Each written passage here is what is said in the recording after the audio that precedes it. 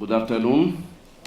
Welcome to this panel discussion on the regional focus. Today we have this afternoon West African region. We used to say in the APOA that the Western region is just pushing to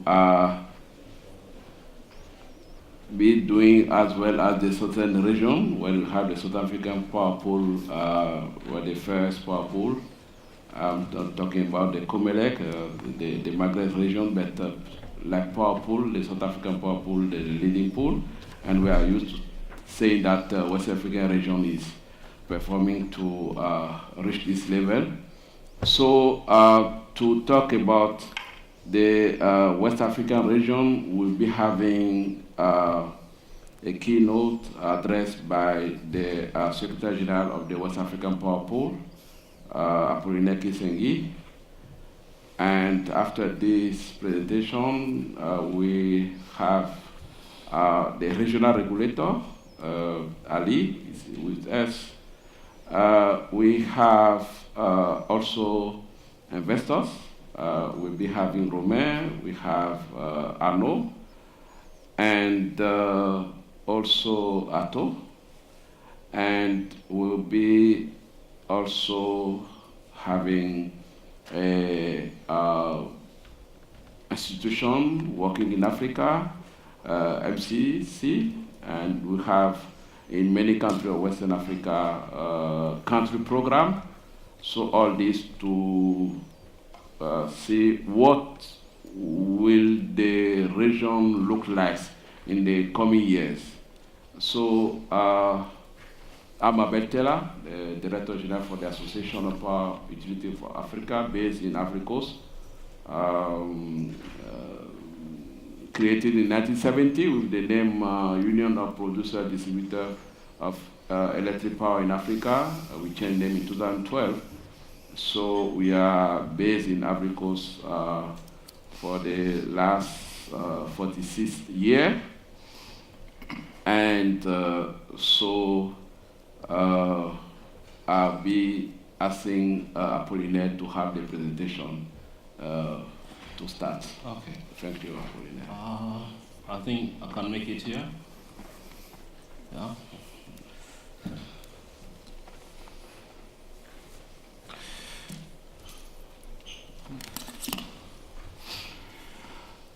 Okay. I've been told that there is simultaneous translation, so please allow me to speak in French. I'm more fluent in French. So, je voudrais, pour commencer, remercier EnergyNet de nous donner l'occasion donc de présenter ce que nous avons en cours pour la région de l'Afrique de l'Ouest en matière d'énergie, surtout l'intégration en matière d'énergie électrique. Donc,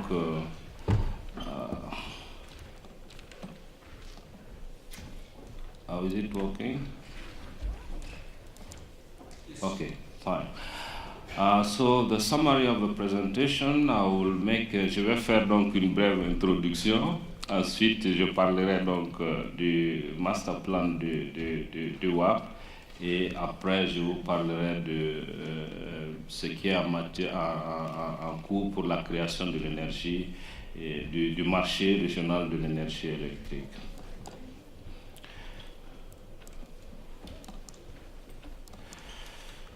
Alors, le West African Powerful, c'est-à-dire en français le système d'échange d'énergie électrique ouest-africain, est né d'un constat de base fait par les chefs d'État après avoir fait une étude de la région.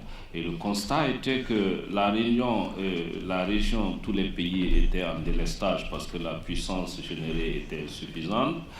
Et malgré disons, l'abondance des ressources énergétiques qu'il y avait dans la région, il y a un potentiel énorme en Guinée, au Nigeria, en Côte d'Ivoire, dans plein d'autres pays.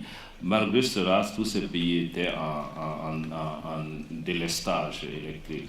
Alors on a analysé cela, on a convenu, on a compris que les pays qui avaient l'abondance d'électricité n'avaient pas les moyens pour mettre en œuvre, pour développer ce potentiel, et d'autres n'en avaient pas du tout. Donc il a été convenu de faire donc un regroupement, de faire donc le West African Power Pool en lui donnant une vision. Donc, et la vision était de créer le marché régional de l'énergie électrique après avoir développé les infrastructures de production et de transport.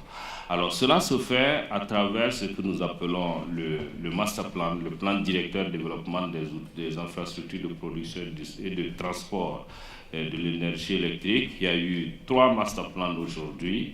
Et vous avez ce que vous voyez sur le tableau, c'est le dernier master plan qui a été fait en 2012, adopté en 2012, et qui a un coût d'investissement de 26 milliards de dollars.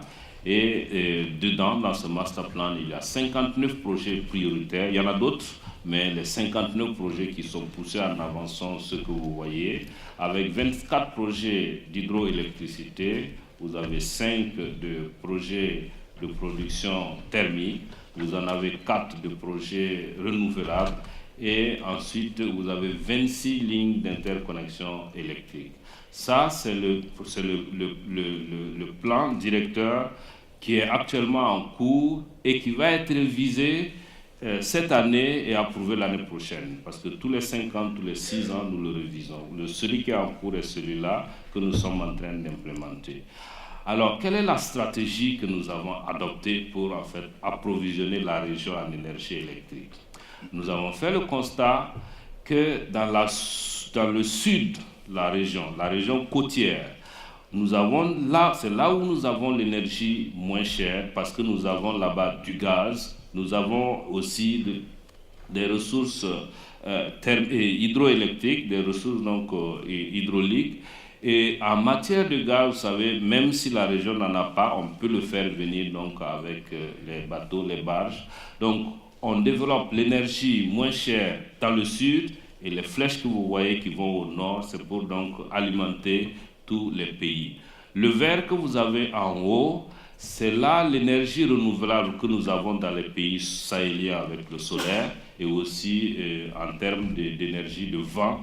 Donc, le vent, le solaire, l'énergie renouvelable sera développée dans la partie nord de la région pour alimenter le système. Voici la stratégie qui a été arrêtée et la mise en œuvre se fait, vous voyez, par des sous-programmes, si vous voulez, qui sont un ensemble de lignes en fait. Ça traduit un peu le flux d'énergie que vous avez vu à travers la côte, les pays en bas, en dessous, au sud, qui sont donc la côte. Vous voyez donc il y a 2 grands projets que nous appelons la dorsale côtière, ce que vous avez en rouge là, et en bleu, vous avez le projet CLG, CLG Côte d'Ivoire, Libéria, Sierra Leone. Et après, à l'ouest, vous avez la boucle OMVG. Donc, c'est un ensemble de lignes qui sont faites donc, pour permettre de récolter l'énergie en bas. Et donc, ensuite, vous avez le programme interzonal en grisé là-bas qui permet donc de transférer cette énergie du sud vers tout le pays, tout l'interland. Et vous avez enfin le projet dorsal nord. Voilà donc la stratégie qui a été adoptée et cela correspond à un ensemble de lignes de transport d'énergie. On ne parle pas de production ici, mais nous en parlerons plus loin. Alors, vous avez ce qui a été fait jusque-là. Voici les lignes qui ont été réalisées, les lignes et les projets de production qui ont été réalisés jusqu'en 2017 pour la région. Je ne vais pas passer tous les projets en revue, mais vous avez en dessous, vous avez la côtière par exemple, la côtière, vous avez, la ligne a été réalisée et actuellement en train d'être, la capacité est en train d'être augmentée et vous avez au niveau des zones, les boulets sont des projets de production, vous avez une ligne entre le Niger, le Nigeria et ainsi de suite. Ça c'est jusqu'à 2017. Alors, ce qui est prévu, les projets dont les études sont terminées, que l'implémentation va commencer bientôt et continuer pour nous permettre d'arriver en 2020, voilà ce qui est en cours. Et ce qui nous permet de dire qu'à l'horizon 2019, suivant la planification de la réalisation de ces lignes-là, nous finirons de faire l'interconnexion de tous les 14 pays continentaux de l'Afrique de l'Ouest. Donc tous les 14 pays continentaux de l'Afrique de l'Ouest seront interconnectés et d'un pays à l'autre, on pourra donc faire le commerce de l'énergie électrique. Pourquoi 14, pas 15? Parce que le 15e est le Cap-Vert. Il est à plus de 1000 km du Sénégal. On ne voit pas l'interconnecter à cette échéance-là. Alors, au-delà, voici, vous avez surtout des projets de génération, de transport, de production d'énergie électrique. Vous voyez qu'il y a plus de boulets et il y a donc des renouvelables, il y a des thermiques, il y a tout. Maintenant, qu'est-ce que le business plan? En fait, le master plan, le plan directeur du WAP, son implémentation, nous le faisons donc par découpage tous les 4 ans, en faisant donc un business plan. Et bien sûr, le secrétariat général du WAP ne fait pas seulement l'implémentation des projets prioritaires, mais il y a bien d'autres choses.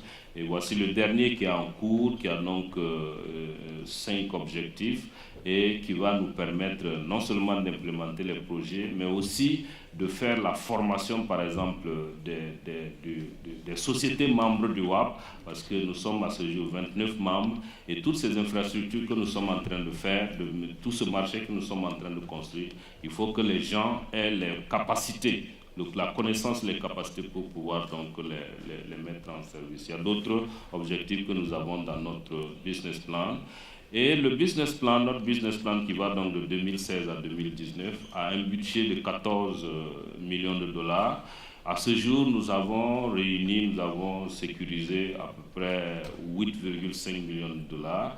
Il nous reste encore d'autres choses à réunir pour pouvoir vraiment aller au bout de ce business plan.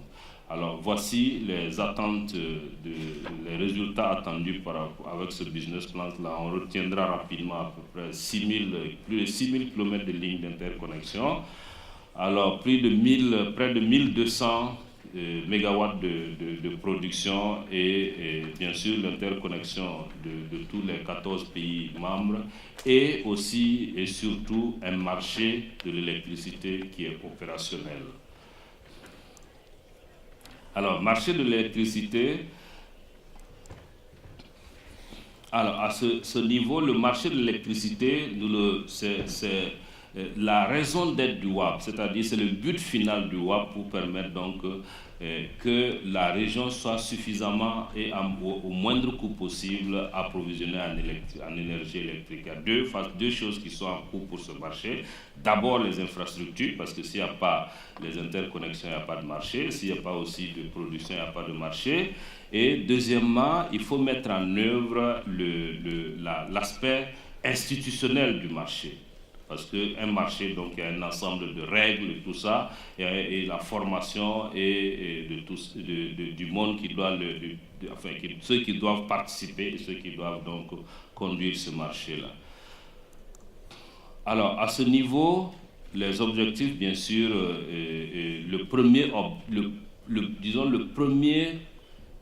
dans la mise en œuvre, il y a un aspect, infrastructure aussi, c'est en fait le centre d'information et de coordination où le marché va être en fait administré. D'abord, contrôler le réseau, mais aussi gérer le marché. C'est ça que nous appelons le centre d'information et de coordination. Et ce centre d'information et de coordination, nous avons lancé les travaux de construction de ce centre-là le 17 janvier dernier et il devrait être, la construction prend 3 ans, donc c'est ça qui nous permet de dire qu'en 2019, on devrait donc être à bout de la construction, non seulement la construction, mais l'équipement de ce projet. Donc nous aurons l'infrastructure qui va vraiment gérer et le réseau et aussi gérer le marché. Alors le deuxième volet pour la mise en œuvre du marché, c'est le cadre institutionnel, c'est-à-dire les documents administratifs réglementaires pour la gestion du marché. Ça aussi, nous sommes en train de mettre cela en place. Vous savez que la régulation, le régulateur régional de la région est créé et il est installé au Ghana.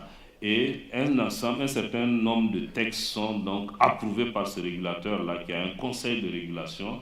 Nous sommes déjà à un niveau avancé, à tel point que le marché que nous avons prévu mettre en place en 3 phases, la première phase, nous allons la déclarer avant la fin de cette année. Là, on déclarera la première phase opérationnelle. Et ensuite, nous passerons donc à la deuxième phase quand le réseau sera complètement géré à partir du centre d'information et de coordination. Voilà donc le centre d'information et de coordination qui est donc en cours de construction au Bénin. Voici donc ce que nous voulions donc vous dire par rapport à ce qui est en cours en matière d'intégration des réseaux nationaux et de promotion du développement en termes d'énergie électrique. Merci beaucoup. Merci Apollinaire. Plan directeur, stratégie, découpage en projet, beaucoup de milliards de dollars. Je demanderai donc aux institutions de financement leur réaction par rapport à TODESI. I would like to know, you follow the presentation of the SGF WAP. Do you think this workable? Can the sector absorb enough? Okay, you say that have already the financing from the major project, but how do you feel that is it achievable for the sector in that time or not? What are you doing to reach this at this point? Sure, thank you for the opportunity to be here. Good afternoon, everyone. I mean, I think looking at the numbers that are out there, I mean, I saw, 15 billion. I think you say you've raised 8.5 billion. I think there are a couple of things. One is, as we go through this discussion, it will be interesting to see how, particularly on the transmission and on the network side, how one can bring in more of the private sector, because that doesn't really seem to be part of the thinking today. I think as I work for Africa Finance Corporation based out of Lagos, I think we are very fortunate in that as part of the projects, we are developing 2-generation assets for the West Africa Power Pool, one in Ghana and one in Cotonou. But again, within that debate, I think one needs to have a discussion about how the West African Power Pool works to bring the utilities more together from a bankability point of view, right? I mean, and I think that crosses a whole bunch of things. One in there is currency issues across the various countries.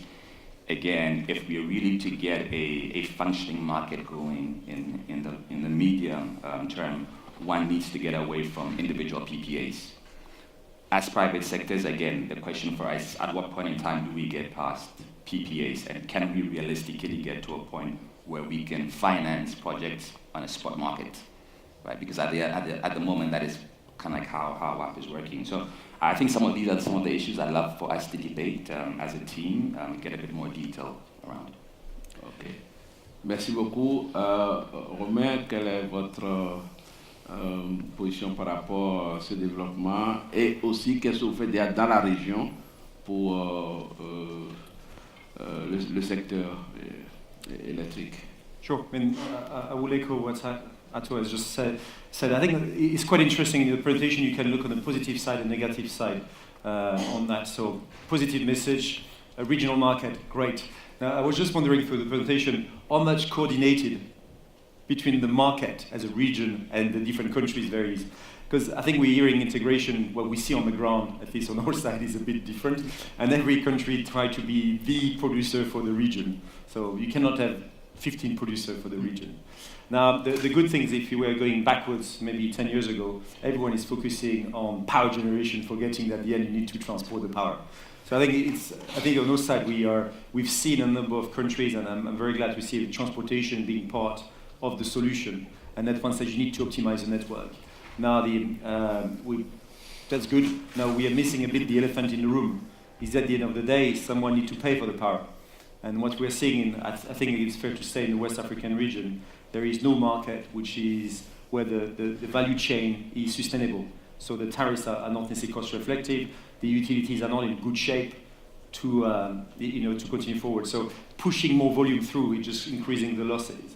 So I think what we're missing a bit is we need to fix this problem. We need to have bankable, credit-worthy utilities, and then you can start having a real market. Because if your first counterparty is not what we call bankable, then it doesn't matter they're going to buy it and transport it somewhere else. They're just not going to be able to buy the powers, and that's where the currency issues is sometimes quite challenging for some countries. Clearly, a big portion of the zone is having the benefit of having one single currency, but that's not the case for every country. But Arnaud? Yeah, I fully agree with both of you, and it's first very nice to see that there is some coordination taking place. Okay, as Wärtsilä, we've been developing a thermal plant for so far, and it was quite easy, and either for the private sector or for the public sector.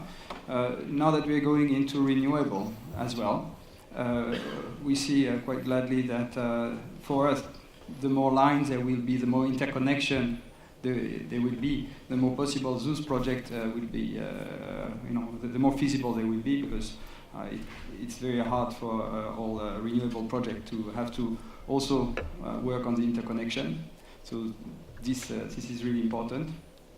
What I think what is interesting is what you said is that each project basically needs to be bankable at the end of the day. So when we try to interconnect and to make projects that are selling to other parties, for IPPs it's a bit difficult to finance it in that way, because at the end of the day they have to have the real customer that will really pay. So that's what the customer. So the utility, the discos are the one directly linked to the customer.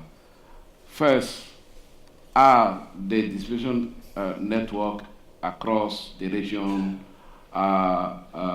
clean from losses? The tariff issue come to the regional regulator to know what is being done for the tariff in the region. What we noticed that the first part of the decade, the first decade of the century, the country were more regional focused, while after crisis, now they say, yes, we need regional, but every country have to have its power. Is that what the regulator is concerning to the countries, or what is the position of Herrera on this matter? Bonsoir tout le monde. Merci, monsieur le modérateur. Je voudrais remercier le secrétaire général du WAP d'avoir introduit en partie la régulation régionale. Je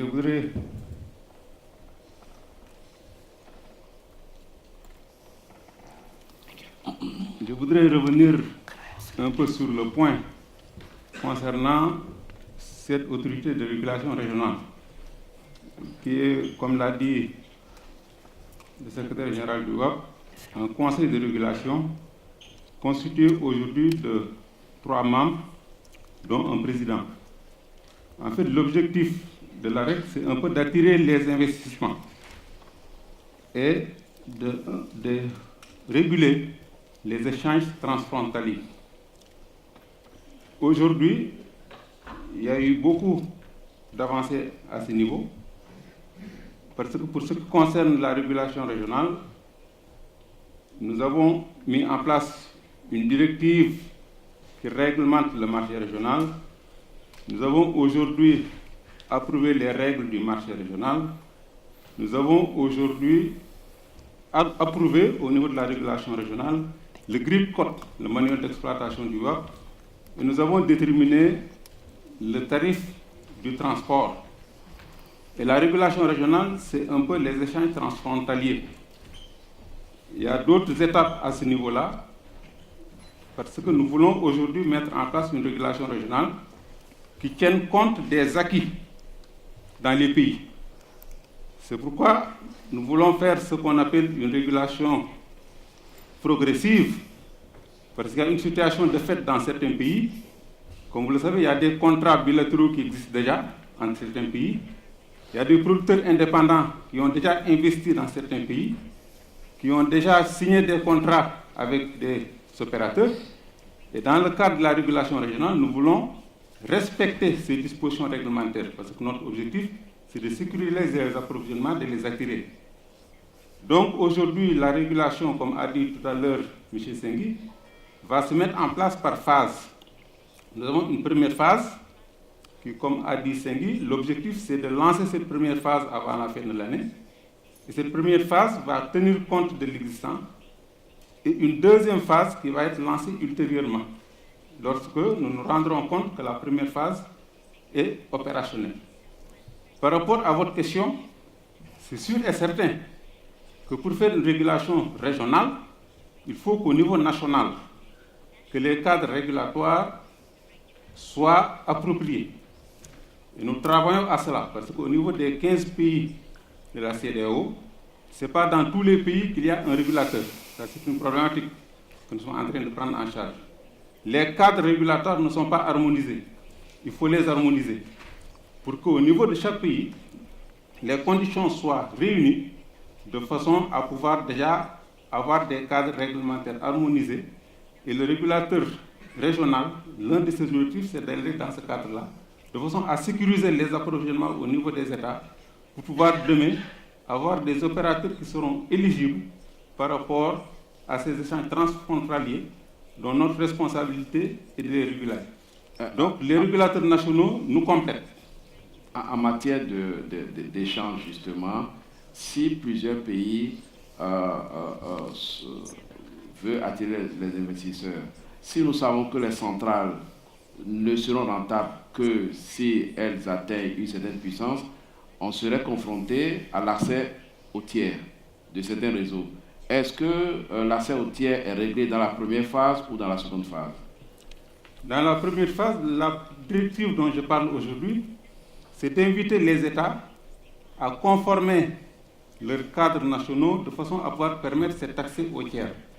L'obligation, c'est déjà au niveau de tous les pays de la CEDEAO de faire une séparation comptable. Cette séparation comptable va permettre déjà de faire la part entre les coûts de transport, les coûts de production, les coûts de distribution. Et ça permet de faciliter l'accès des tiers au réseau. Et l'objectif, c'était que les pays puissent se mettre aux normes 24 mois après la signature de cette directive qui a été signée en 2013. Mais le régulateur régional a fait le tour des États et s'est rendu compte qu'il y avait des États qui étaient très avancés par rapport à cette directive, notamment le Nigeria et le Ghana.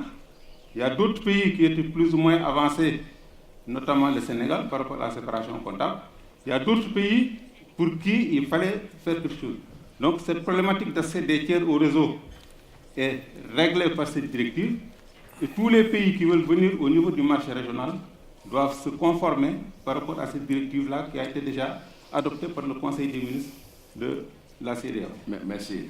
Sam, your institution is working in the region.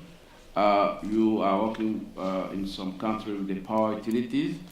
Now we start talking about the credit working of the power utility. Now we are talking about the distribution company. When we know that some companies are vertically integrated in the region, how do you find the power utility in the region? I mean, talking about the credit worthiness and then the status of the power utility can then attract investment at this moment. Sure.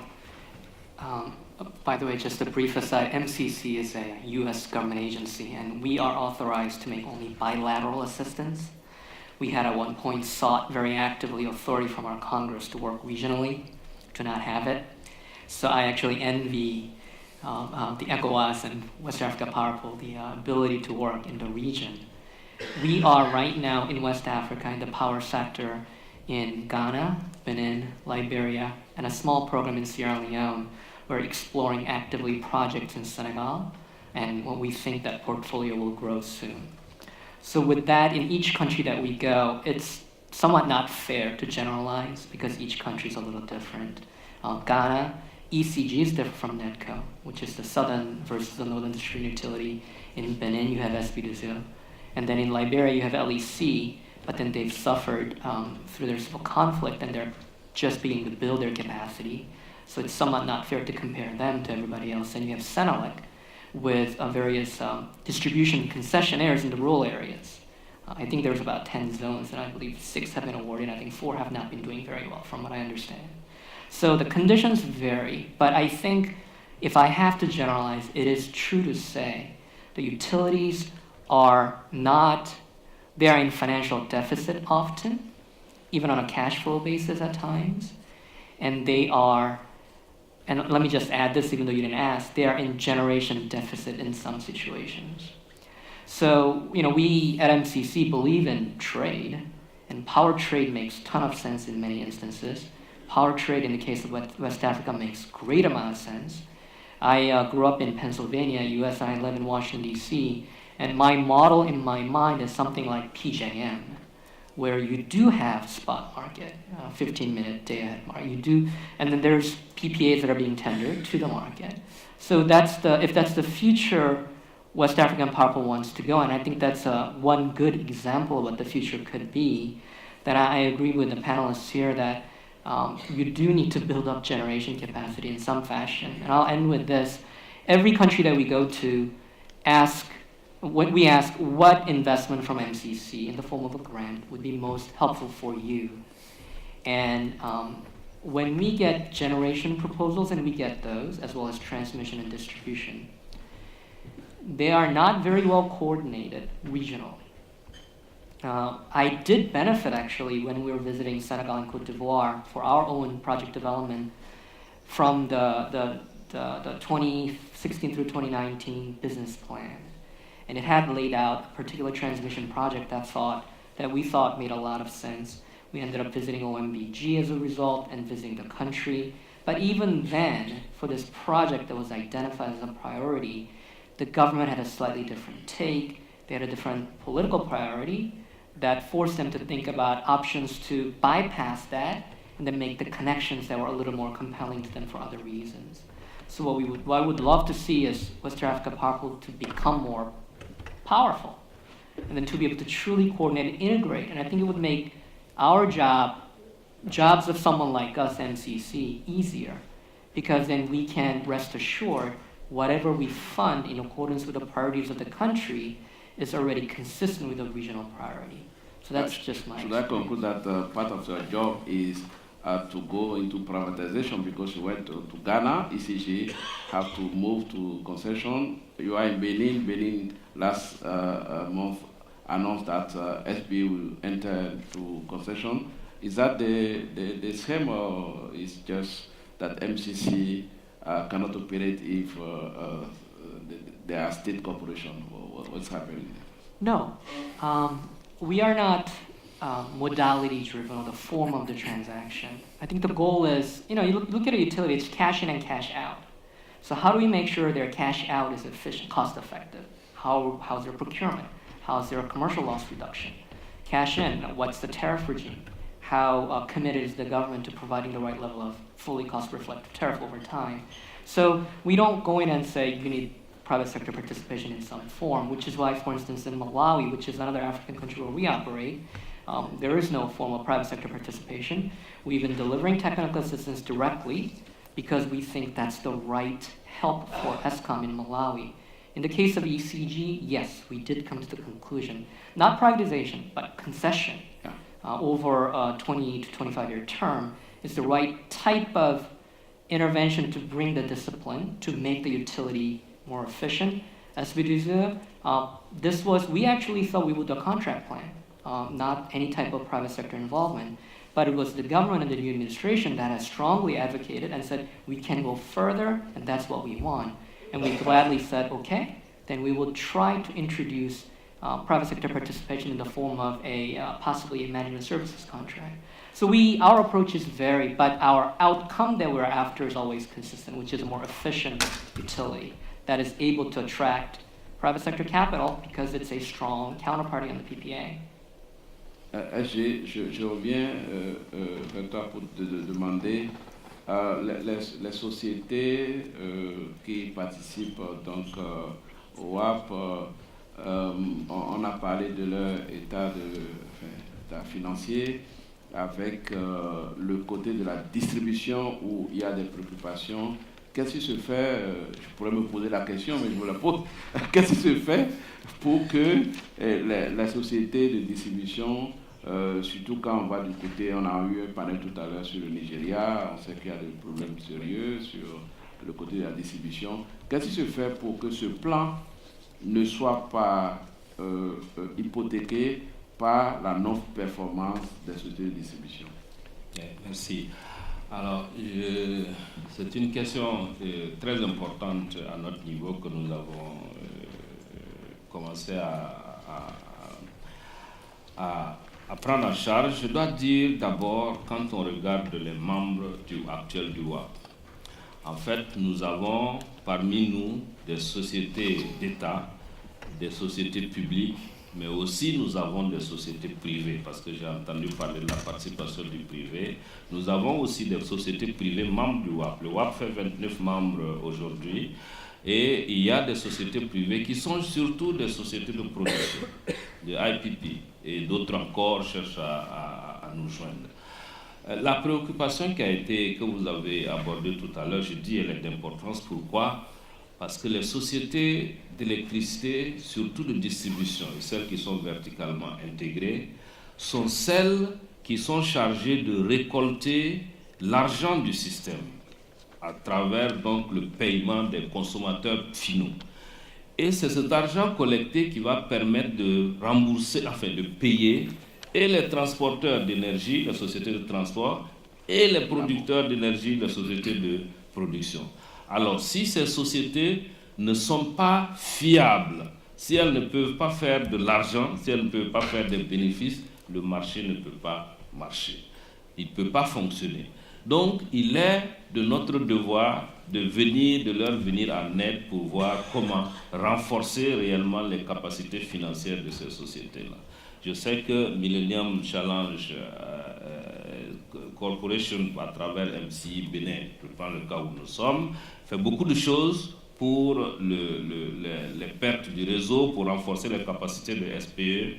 Alors, nous avons un programme financé par la KfW actuellement, la GIZ et tout ça, pour essayer de renforcer ces capacités, les capacités des sociétés, notamment en réduction des pertes. Réduction des pertes parce que les pertes sont vraiment un fléau dans tous nos réseaux.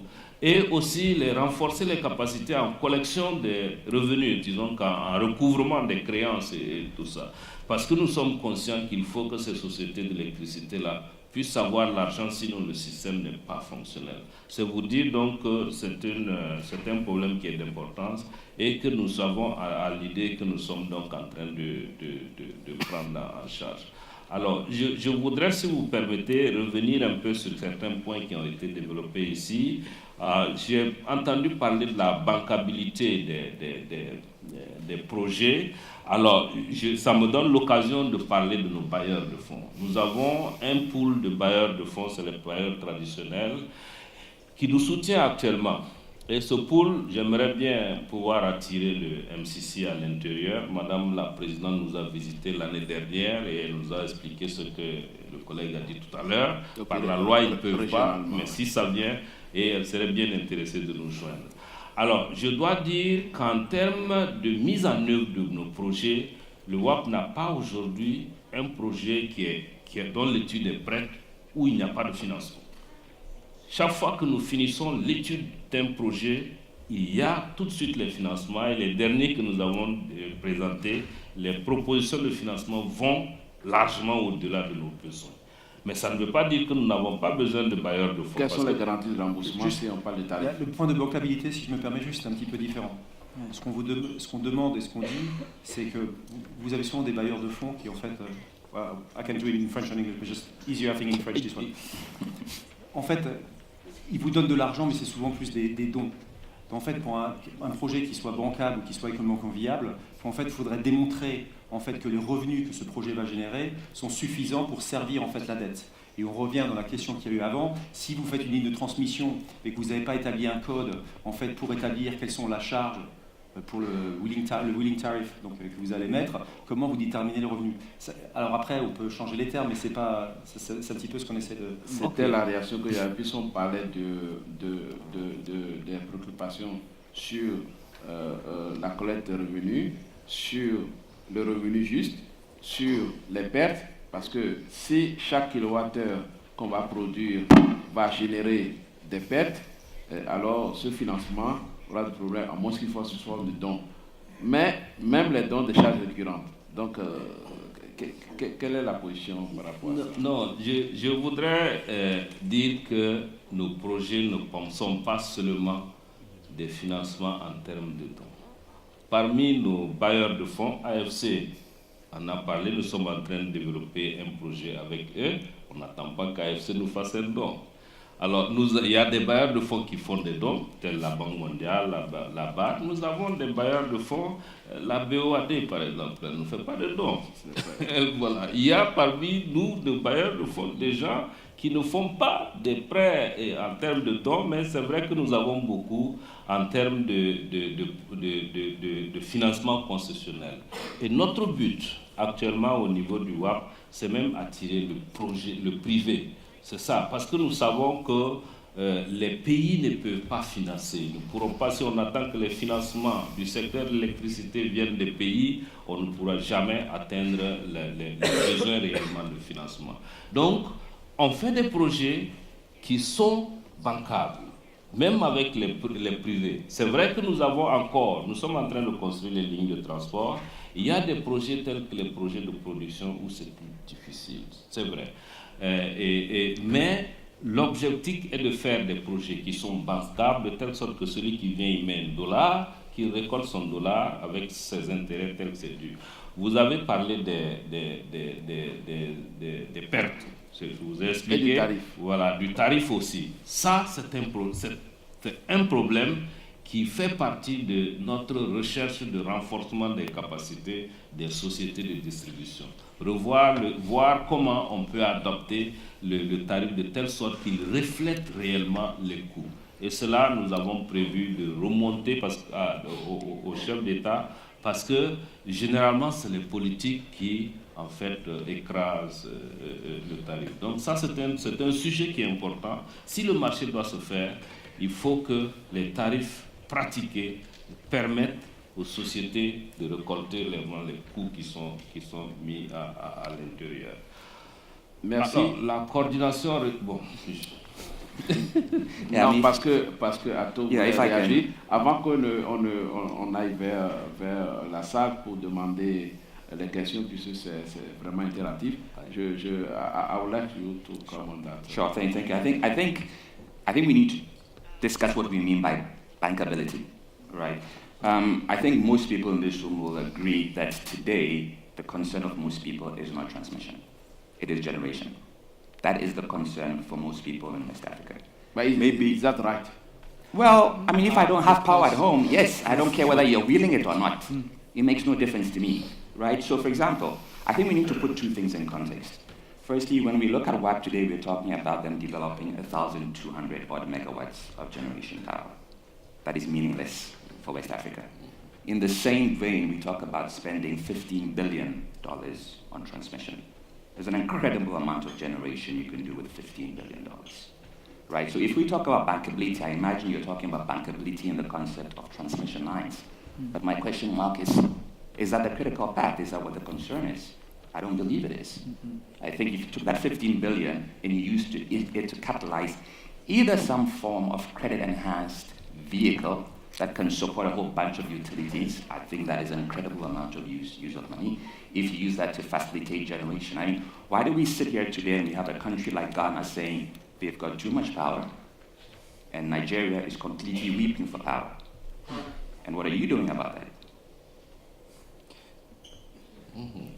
Yeah.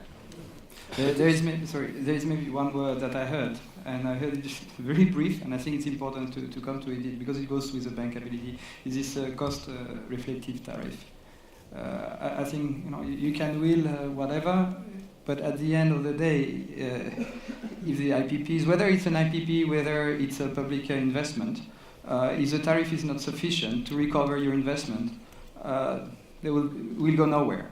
So I would like to also hear a little bit more on that issue, and if it's addressed on a global level, not only by countries. Can I just add something to Ato's point? I think we may be just saying similar things. So I think transmission, I think what would be interesting to understand is often what we have seen is people, and sometimes some of the words could be maybe playing against people, but if someone tells me I'm going to borrow, and no worries, I will be able to service the debt, I say my biggest problem in Africa at this point in time is operation and maintenance of existing assets. So when you're building it, if you not factor the cost of operating and maintaining it, just basically let's burn the cash. The second point is, as Ato mentioned, it could make sense, in fact, transmission. But are we looking at it in size? What's the value? Is it better to build a new power plant, in fact, closer to the source, or is it better to transport the power? And we look, what's the alternative? And is it this one? Is it really the economically viable project? Or, in fact, we're displacing money for the sake of it into the transmission side, which this money would be more valuable on the generation side. Okay. Shall I? Non, il faut finir sur cette question avant que nous passe au public, c'est important. Parce qu'on est sur l'Afrique de l'Ouest, donc on ne va pas laisser certaines questions non abordées avant que l'audience ne réagisse. D'accord. Alors, par rapport aux lignes de transport, le dernier intervenant, et j'avais oublié de le dire tel que le représentant de Herrera l'a dit, nous avons des lignes de transport aujourd'hui qui appartiennent toutes pratiquement au pays. C'est-à-dire qu'il n'y a pas de privé qui a encore une ligne de transport. Mais ce n'est pas un problème pour nous. Ce que l'on exige pour une ligne de transport qui doit être construite, c'est qu'il y ait l'accès au tiers. C'est-à-dire qu'on permette à tout participant du marché d'utiliser la ligne. Il n'y a pas de restriction. Et de payer. Et de payer, bien sûr. Le paiement est sûr. Et je vous donnerai un exemple.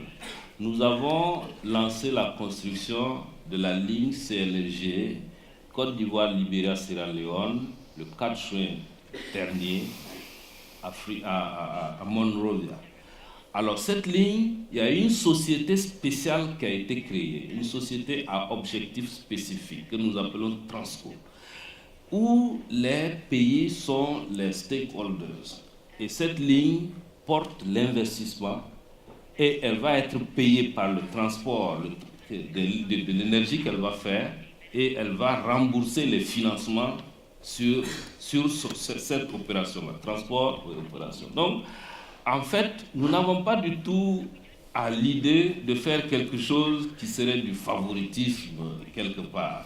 Ce que nous demandons aux lignes de transport, c'est qu'elles permettent l'accès universel au réseau. Voilà. Maintenant, la question de Ghana qui va avoir un surplus d'électricité, le Nigeria qui n'en a pas, mais c'est notre raison d'être en fait. C'est notre raison d'être que les régions où il y a surplus d'électricité, on puisse le transporter là où il y en a moins. C'est pour ça que nous avons été créés. Vous avez la Guinée, par exemple, qui déjà depuis 2015 a mis un barrage en service Caleta. Et puis, pendant la saison des pluies, la Guinée ne peut même pas exploiter tout le barrage parce qu'il n'y a pas de ligne pour transférer. La Guinée aimerait bien vendre cette énergie au Mali. Nous sommes en train de faire la ligne maintenant. C'est ça notre raison. De telle sorte que les pays, les zones où il y a un surplus, où il y a même un potentiel, on aide ces zones à développer ce potentiel et utiliser ce surplus-là pour alimenter donc, les zones qui n'en ont pas. C'est la vision régionale, c'est ça, régionale. Exploiter donc les capacités de la région pour tout l'ensemble de la vie. Merci.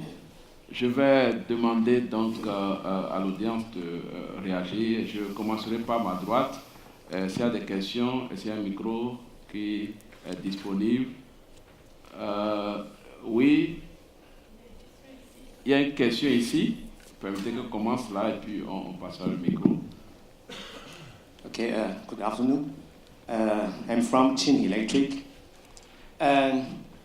According to your briefing, actually, several countries' networks will be connected and finally form a whole grid. So, due to the optimized planning, such as one transmission line through 3 countries, from A through B, finally go to C, country C. So in this case, the load flow will be the best.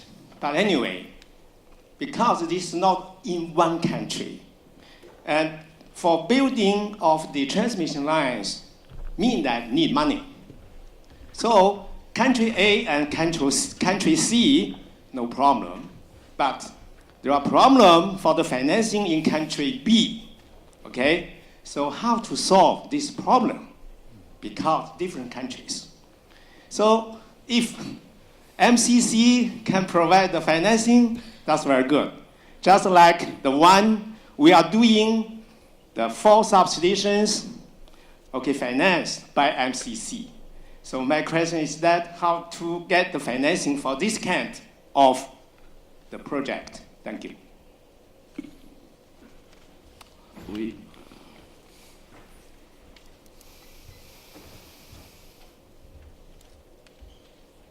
Je propose que les intervenants se présentent rapidement et posent la question. Merci.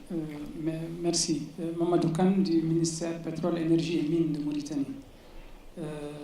D'abord, je vous remercie bien pour cette présentation qui est très intéressante. J'ai plutôt une remarque qui est une requête de ma part. Je voudrais bien que dans la prochaine revue de cette stratégie, que même s'il n'y a pas un 15e pays qui soit le Cap-Vert, que ce soit quand même la Mauritanie. Et parce que, pour une simple raison, ce n'est pas simplement une raison politique. Je veux dire, nous sommes un partenaire de la CEDEAO globalement parce que nous venons de signer un accord qui est une réintégration en réalité. Le Maroc vient d'intégrer la CEDEAO, il ne pourra pas y aller ni par air, ni par terre, ni par mer s'il ne passe pas par la Mauritanie. Mais plus précisément, pour une raison économique et financière, nous sommes membres de l'OMVS, qu'il nous arrive de présider et à ce titre de participer directement comme membre et non pas comme observateur du WAP. Et nous sommes interconnectés avec le Sénégal et le Mali et nous avons des échanges d'énergie aujourd'hui très importants avec ces 2 pays. Et je pense qu'il est cohérent que la Mauritanie apparaisse dans ce schéma-là comme étant un élément important. Voilà, je vous remercie. Oui, 3e question. Je voudrais juste ajouter que la cohérence, la vraie cohérence, veut que la Mauritanie rejoigne la CEDEAO et l'OUA comme membres à part entière. Parce que la situation actuelle de la Mauritanie est quelque peu délicate à gérer chaque fois qu'il s'agit de prendre des décisions stratégiques concernant le choix d'investissement, concernant le développement des infrastructures au niveau de la CEDEAO et en même temps au niveau de l'OMVS. Donc il est plus rationnel que la Mauritanie, comme avant, rejoigne ses frères de la CEDEAO. C'est une réponse à Cannes en même temps. C'est celui qui est parti qui revient. Donc je crois qu'on va laisser réagir à ces questions. D'abord la première question sur les pays traversés. Comment le financement est bouclé, tout ça, parce que et sur la question donc de. Ok. Alors, par rapport à cette première question, il y a plusieurs façons de la voir en fait. J'ai parlé tout à l'heure de la société à objectif spécifique qui a été créée entre la Côte d'Ivoire, le Libéria, la Sierra Leone et la Guinée. C'est une société, la ligne traverse tous les pays et cette société va être payée par les frais de transit de Wheeling Tariff, le Wheeling Energy, qui vont permettre donc de payer la société. Maintenant, pour les cas où en fait il n'y a pas une structure comme ça, ça existe aussi. Nous avons par exemple la dorsale nord qui est en cours, où c'est du Nigeria, on va au Bénin, et puis au Burkina Faso, et au Niger et au Burkina Faso.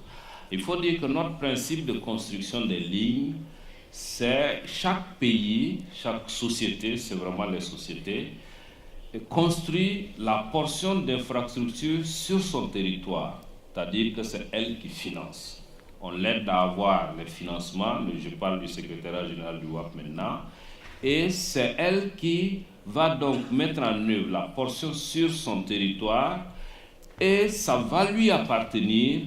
Donc, elle va percevoir les frais liés au transport de l'énergie pour traverser son pays. Donc, dans le cas de pays A, B, C, A, il y a la partie qui est le fournisseur, il y a la partie, bien sûr, de l'énergie qui lui sera payée, parce que l'énergie est payée à la sortie de la centrale. La portion de son transport, de son territoire qui est traversé, il y aura un paiement lié au transport là-bas. Pays B, le transport d'électricité dans la partie sera lié. Il y a, comme le régulateur l'a dit, la méthodologie même de calcul de ces tarifs-là est déjà adoptée. Et c'est également, voilà. Donc, en fait, le transit de l'énergie est payé à chacun parce que les infrastructures lui appartiennent. Alors, pour la question de la Mauritanie, bon, il y a une réponse qui vient d'être donnée. Je sais que c'est un enjeu, c'est actuellement en discussion au niveau politique, mais je voudrais dire que le Maroc, qui a rejoint la CEDEAO, disons, de façon, comment on peut dire ça, disons, c'est déjà accepté. Le Maroc est membre observateur du WAP depuis 2007, c'est-à-dire pratiquement à son implémentation. Membre observateur du WAP, et ils participent à nos réunions et ils sont avec nous. La Mauritanie n'en est pas. Mais qu'à cela ne tienne, nous, à un moment donné, que la Mauritanie soit avec nous ou pas, nous allons rejoindre le Maroc. Donc pour rejoindre le Maroc, il va falloir traverser la Mauritanie. On le fera. Maintenant, si vous nous rejoignez avec le chemin que les politiciens vous indiqueront, certainement, ça ne nous posera pas de problème. Voilà. Merci. Parlant aussi, donc, il a parlé de l'ONVS. Comment est structurée cette coopération? Mais avant ça, nous n'avons fait qu'une partie de la salle. Je vais demander s'il y a d'autres questions. Pour que vous ne... S'il y a d'autres questions, Valérie, here.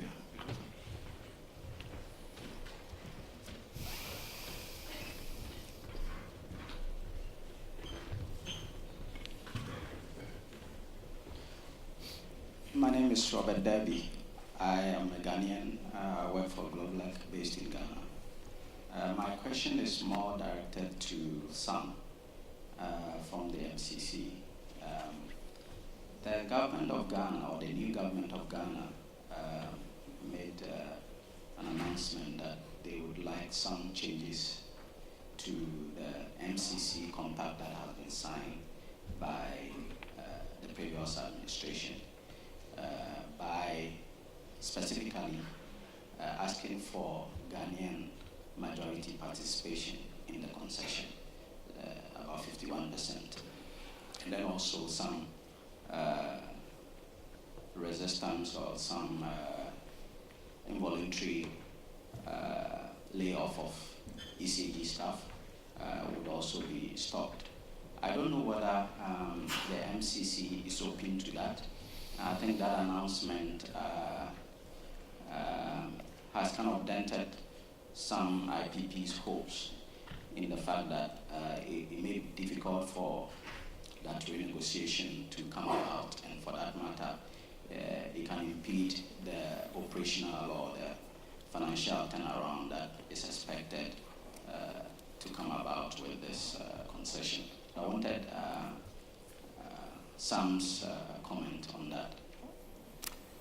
Please, Sam. May I do this? I could offer some comments here, but then this is a panel about West Africa region. I would love to be able to, it's not because I want to avoid saying some things in public. I know what is public and what is not. I know what I can share. But just out of deference to the chairman and then all my colleagues, would it be okay if we meet up right after the panel and then share with you my thoughts? Would that be okay with the panelists? Yes, I think that is okay. Yeah. So you have time to... Any comment, question from the audience? One. Yes. Oui, oui, It's not a question, more of a comment. Millicent from Sierra Leone, and I work in the Office of the President supporting the energy sector. I actually want to applaud what you've been doing in WAP. I think it's really one of the most important projects, and all throughout from the very time when the conversation started almost a decade ago, there were always questions, and there'll continue to be questions, but I really want to encourage that we have more of these ambitious projects, because quite frankly, being in a city that is dark, it's just non-ending, and it's always going to be expensive. So all the conversation about costs and risks and all of that could never compare to the cost of being in a dark city. Secondly, the demand, it grows. The more power you have, the more power you want. So the concerns about payment, the concerns about whether the utilities are perfect, there'll always be those. But as we move along step by step, I very much want to encourage you, those that are in the front, to continue the fight. And for those of us that support the policymakers and also are part of the market, I want to say that we are different in Africa and we will make it. So please, my encouragement is to you. Please take it back to Seni. Thank you. Okay, thank you for the acknowledgement. I know that the political commitment in the Western region is very strong, so WAP is in that condition.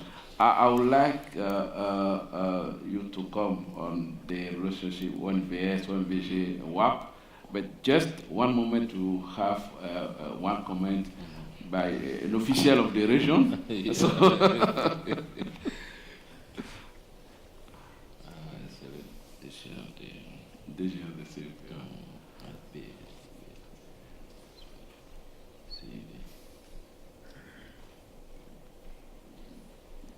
Merci beaucoup. Et je crois que cette initiative est une très très bonne initiative parce que elle nous interpelle en premier en tant que communauté électrique du Bénin, CEB. Et je voulais tout simplement rappeler que la communauté électrique du Bénin a été un échantillon, ou du moins un échantillon de ce que nous voulons faire comme le WAP aujourd'hui. Parce que depuis 1968, les États, le Togo et le Bénin, avaient décidé de confier la politique énergétique à une société qu'on appelait la CEB. Et je pense que les échecs de la CEB doivent être pris en compte par le WAP. Et puis les succès de la CEB aussi doivent être pris en compte par le WAP. Pourquoi? Parce que très souvent, lorsque les États veulent décider, les États n'ont pas l'habitude de décider dans la logique commerciale. Et les États décident beaucoup plus en tenant compte des paramètres qui n'ont rien à voir avec le marché. C'est ça qui fait que depuis, on parle de la CEDEAO, de la libre circulation et autres là, mais quand vous voyez dans les faits, il y a encore beaucoup d'autres choses. Et pourtant, on en parle depuis toujours. Quand je prends le cas précis de la CEB, nous avons constaté que bien que la communauté là est devenue un champ commun, les États étaient préoccupés lorsque ce qui va être érigé est beaucoup plus fait sur leur territoire. Pourtant, on parle de la communauté. Et en réalité, compte tenu de l'existence des lignes et autres là, on ne devait plus tenir compte de là où l'investissement va être fait. Que le barrage se situe au Bénin ou qu'il se situe au Togo, en principe, on ne devait pas tenir compte du lieu. Ça veut dire que la CEB et le WAP aussi, dans sa progression, connaîtra des situations de ce genre, parce que lorsque les décisions vont arriver à être prises, on va constater que certains États seront nonchalants, d'autres seront plus chauds, et puis ça va retarder la prise de décision. Or, s'il n'y a pas de prise de décision efficace, ça fait que les projets sont souvent renvoyés au calendrier et autrement. Je sais que le secrétaire général de WAP connaît déjà ces situations à certains endroits. Mais le second problème, comme vous l'avez dit, on ne vient pas dans un marché pour perdre, mais on vient dans un marché pour faire de l'argent. Et que c'est quelqu'un qui vient faire de l'argent ne tient pas compte de certains éléments. Mais la CEB a eu beaucoup de difficultés. Pourquoi? Parce que l'inexistence du juste prix. Et on fait tout le monde est d'accord qu'il faut voir le problème du tarif, mais on décidera peut-être 10 ans après, ou bien 5 ans, 10 ans après. Et durant ce temps-là, moi, je me demande, c'est pour cela que je salue l'implication des privés. Parce que si les privés sont fortement impliqués, alors je pense que les publics vont avancer. Parce que les privés vont avoir un certain force et certainement ça va amener les gens à évoluer. Et par rapport à la construction des lignes, il va falloir diversifier les moyens pour construire les lignes. Pourquoi il dit ça? Et nous avons connu une période où on disait par exemple que le Togo était sous suspension de la coopération avec l'Union européenne et autres là, et par conséquent, il y avait des lignes, des opportunités pour construire les lignes au Bénin, mais on ne pouvait rien faire au Togo jusqu'à ce que la reprise arrive. Mais je crois quand même qu'il faut envisager maintenant des fonds, notamment non seulement ces fonds concessionnaires, mais aussi les bailleurs de fonds, des bailleurs de fonds qui peuvent faire quand même à des taux commerciaux. Sinon, vous allez rencontrer ces genres de situations et souvent, et je dirais tout simplement que la communauté souffre généralement de l'indécision. Merci. Tout simplement, les décisions sont prises en retard et ne sont pas prises au moment où il faut les prendre. Et c'est très important. Je vous remercie. Merci DGA de la CEB. Je retourne donc à SG. Bien, je voudrais commencer par l'intervention du DGA de la CEB que je salue pour sa présence et commencer par dire que la CEB est membre fondateur et membre du conseil, conseil exécutif du WAP. Donc, les questions qui ont été évoquées, aussi bien politiques que techniques et financières, c'est très bien. Par rapport à la CEB, je voudrais dire que à la fondation du WAP, et ça c'est un peu aussi par rapport à des structures comme l'OMVG, l'OMVH, les fondateurs ont donné une certaine autonomie au WAP. La plupart de nos décisions sont prises par le conseil d'administration, le conseil exécutif et l'assemblée générale du WAP. Alors, c'est les instances vraiment de direction du WAP. Les choses qui vont au niveau des chefs d'État, c'est ce qui a été, c'est des choses qui sont relatives à l'institutionnel. Et par exemple, des documents qui en fait vont servir de documents finaux, tels que le master plan. Le master plan que nous allons faire, la révision de celui qui est en cours que nous allons faire, après avoir terminé de le valider par tous les États et tout, on va aux chefs d'État qui vont donner une sanctification en quelque sorte. Mais en dessous de tout ça, à part des actes additionnels pour réorganisation et tout ça, par exemple, le secrétaire général que je suis, il n'est pas désigné d'un pays à l'autre comme les autres. Non, il appelle la candidature internationale, même pas forcément quelqu'un à l'intérieur du WAP. Et voilà, et c'est ça. Nous avons une certaine autonomie qui nous donne plus de, disons, par rapport à la CEB, qui nous donne un peu plus de, comment on peut dire ça, de volume d'action en quelque sorte, voilà. Et à l'idée que c'est fait par des personnes, des techniciens, des gens du système électrique en fait, c'est ça. Donc ça nous donne une petite chance et j'espère, mais ça nous, bien sûr, tout ce que vous avez dit, je crois qu'on a voulu en tenir compte de la façon de fonctionner par le WAP. Il est possible qu'on rencontre des choses sur le chemin, mais je dois dire jusque-là, tout marche bien. OMVG, OMVS, bon, j'ai fait le parallèle tout à l'heure parce que là-bas, en fait, vous voyez, si je prends l'OMVG, en fait, l'OMVG ne s'occupe pas seulement de l'énergie électrique. C'est ça, il y a bien d'autres choses. Voilà, la production agricole, les barrages, tout ça, barrages hydro-agricoles, voilà, gestion, c'est pas ça. L'OMVG aussi, c'est la même chose en fait. Mais l'OMVS a et aura, nous sommes en train de les aider à faire un projet, un réseau électrique. De même que l'OMVG, pour lequel même les travaux ont été lancés il y a quelques mois, 3 mois je crois. Alors, donc, pour ces réseaux, pour le fonctionnement de ces réseaux, l'OMVG sera obligé de créer une structure énergie qui va gérer ce réseau-là.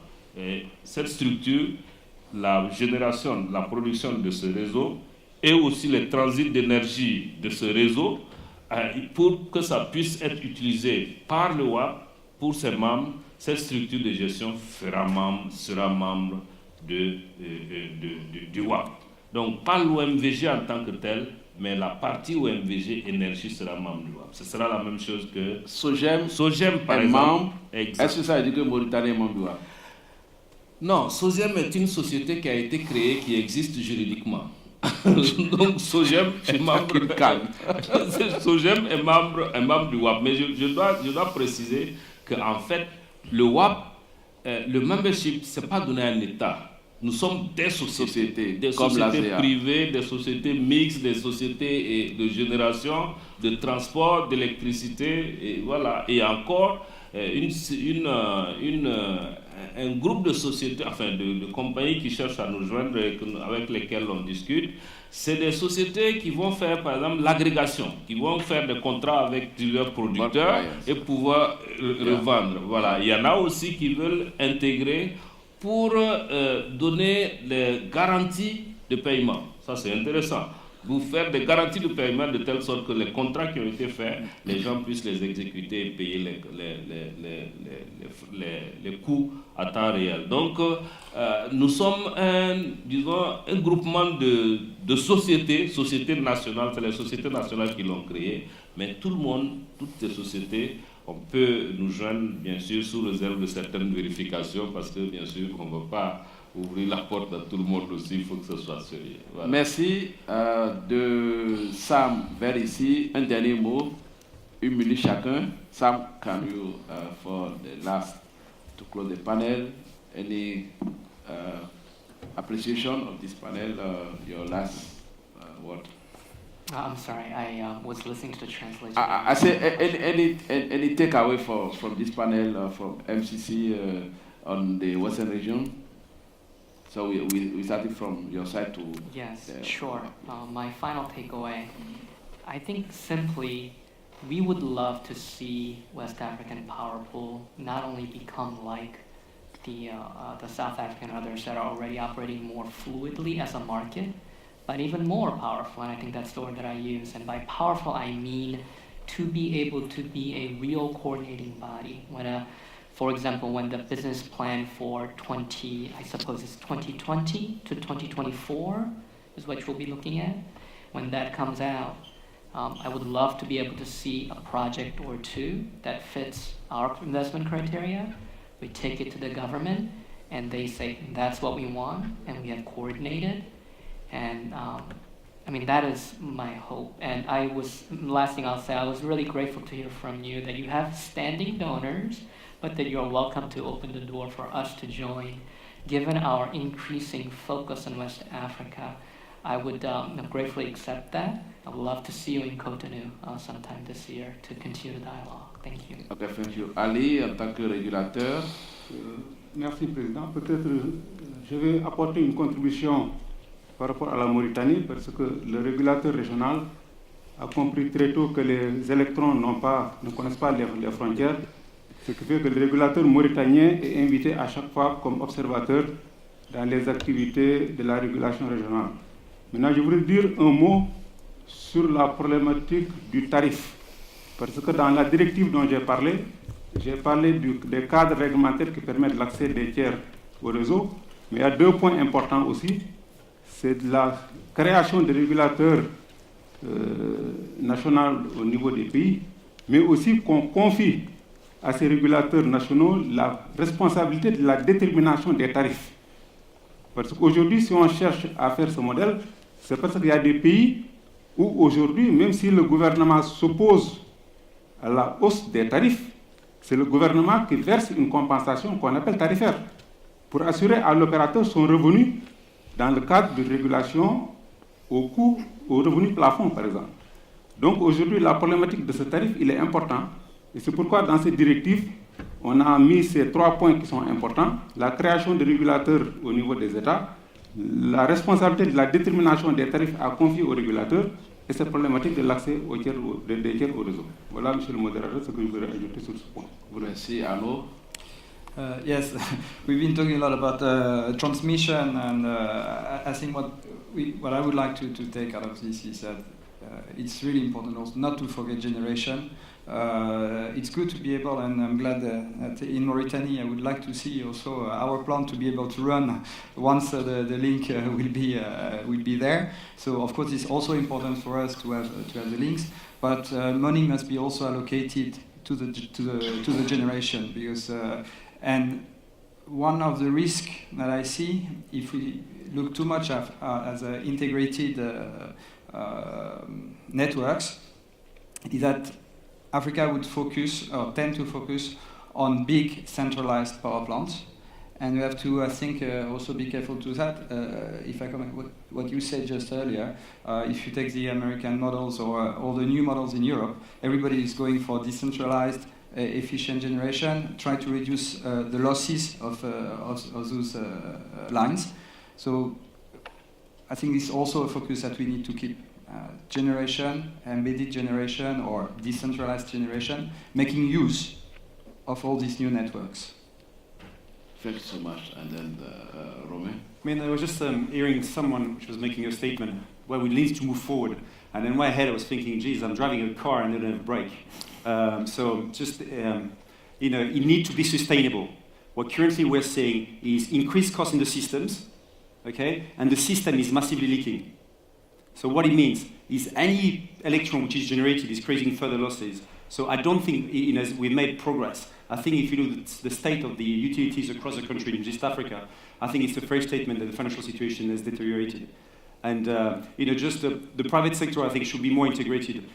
Between organization ATO and I, we've put 1,000 megawatts in the systems in West Africa. So I think, you know, we're saying is concern from people which are having a lot of skin in the game into the region. Thank you. Ato? Sure. So I know it sounds like we are private sector always being difficult. But first, I do want to commend the West African Power Pool. I think probably more so than others as a private sector, I think we've worked a lot with you, particularly in the generation side. And it's not that we belittle what you're doing in the transmission network. I think it's incredibly important. I mean, we've seen transmission losses in the region of 40%. It is important. But it is only part of the problem. Right? And I think we need to look at this thing holistically. I think we need to move past transmission because I think that is being solved. I mean, you've talked about generation. We need to start dealing with generation. We need to start dealing with a system that is bankable. That means the money must flow. It doesn't help if I can sell power from Ghana to Nigeria if I'm not convinced Nigeria is going to pay me. And that is the challenge today. So I do encourage you to use the power of your office, and as much as you're mobilizing donor money, I think one needs to think about how we fix the rest of the system. Thank you. Un dernier mot, G. Merci. Un message, un appel pour la réunion. Oui, merci. Je voudrais d'abord remercier Énergie-Net de nous avoir donné cette occasion d'échanger. Je suis vraiment content d'avoir eu les gens du secteur privé et j'ai pris note vraiment de leurs recommandations. Je les remercie. Je voudrais à ce niveau, par rapport à ce que mon voisin vient de dire, donner en fait comment le WAP voit l'énergie électrique en fait et ce que nous sommes en train de faire. Nous le voyons comme un produit commercial. C'est-à-dire, on ne voit pas ça comme quelque chose qui doit être donné cadeau. Non, c'est un produit commercial. Ceux qui vont participer au marché, ils vendent quelque chose, ils doivent être payés pour ça. Ceux qui vont transporter le produit doivent être payés. Et bien sûr, tout le monde doit être payé au coût. Bien sûr, il faut que l'on fasse quelque chose par rapport au coût, que le coût reflète vraiment disons, le tarif reflète les coûts pour permettre donc de payer tout le monde. Donc, par rapport aux bailleurs de fonds, je voudrais ajouter aussi que c'est vrai, nous avons un pool de bailleurs de fonds qui sont les traditionnels, comme je l'ai dit tantôt, mais nous sommes en train de mettre quelque chose aussi en place pour attirer les développeurs. Vous savez, les développeurs sont ceux-là qui viennent, qui prennent un projet et qui vous proposent en gré à gré de le développer. Voilà, nous voulons trouver une plateforme pour qu'eux aussi puissent nous joindre et qu'on puisse faire la promotion des projets avec eux. Quand le prochain master plan sera prêt, on les touchera et on les amènera donc à bord. Pas pour être membre du WAP, mais pour avoir des affaires et développer plus d'infrastructures pour le réseau. Donc, pour finir, je voudrais comme message dire que l'on sache qu'il y a quelque chose qui est en cours dans la région par rapport à l'énergie électrique. Il y a un mouvement, quelque chose qui est en cours et qui est bien pensé. On peut avoir des accrocs sur le chemin, c'est normal, les difficultés, on les dépassera, mais c'est bien planifié, c'est bien pensé et nous avons une vision claire de ce que nous voulons faire. C'est ça. Donc, tous ceux qui peuvent être partenaires dans cela, on les appelle. Rejoignez-vous, rejoignez-nous. Voilà. Voilà ce que je voudrais dire. Merci encore pour ce panel. Merci. Quant à nous, au niveau de l'ASEA, nous avons pris comme thème de cette année à développer avec les sociétés comment améliorer le recouvrement dans le secteur. Et vous êtes au courant, on était à vous pour ça. Et ça fait partie du thème principal que nous développons cette année avec tous les directeurs commerciaux et financiers au niveau donc, du réseau des centres d'excellence en électricité. Et la BAD a ouvert un programme spécial pour ça qui vous sera annoncé bientôt. Je remercie l'audience pour son assiduité. Je vous demande donc d'applaudir ces panélistes qui ont très bien fait. Je vous remercie.